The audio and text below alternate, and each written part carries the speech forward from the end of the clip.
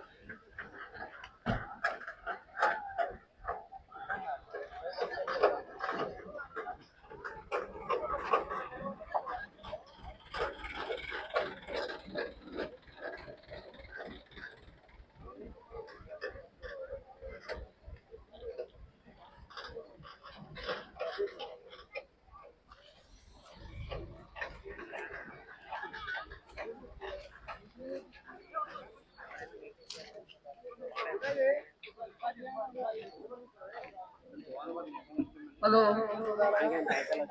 ఏమన్నా మానవాడుగా మాసా